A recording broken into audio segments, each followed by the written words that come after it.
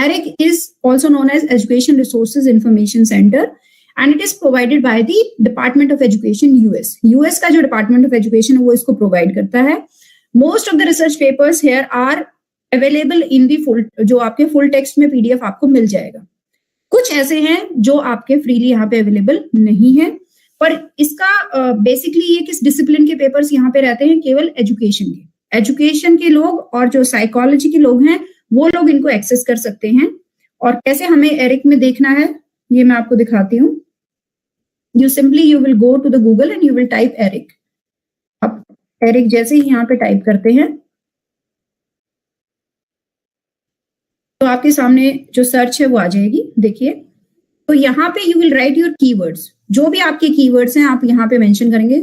Suppose my keywords are alienation and visually impaired. मुझे ये देखना है कि who are working in the field of alienation in case of the visually impaired. तो I will search. जैसे ही मैं यहाँ पे सर्च करूंगी तो all those papers जो भी इस पर्टिकुलर डोमेन में है वो मेरे सामने आ जाएंगे. आप यहाँ पे क्या कर सकते हो, you can customise the publication date. आप देख सकते हो अगर आपको बिल्कुल रिसेंट पेपर चाहिए 2023 के तो you can select this. There are only 26 papers which were published in the year 2023.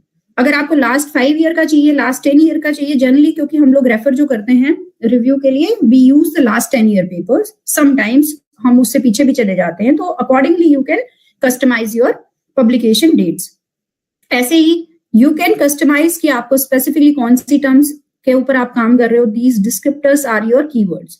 Then you can also customize your sources, whether it is the journal of, मान लो suppose I want to see only papers which were published in the journal of visual impairment, तो हम वो भी कर सकते हैं. Author wise भी आप सर्च कर सकते हो अगर आपको लगता है तो. एजुकेशनल लेवल भी आप देख सकते हो. आप देखना चाहते हो कि who has done work in the higher education in this particular domain, तो आप अकॉर्डिंगली वहां पे सर्च कर सकते हो. तो या इंडिया में स्पेसिफिकली यू वांट टू सी कि इंडिया में कौन से लोग हैं, those who have worked in this particular domain, क्योंकि मुझे उन लोगों के साथ मिलके काम करना है या मुझे फाइंड आउट करना है कि कितना काम वो लोग कर चुके हैं. तो in this particular case suppose if I am limiting my search to India, अगर मैं इंडिया तक करती हूँ तो you will see these papers will appear. इस तरीके से हमारे पेपर्स आ जाएंगे.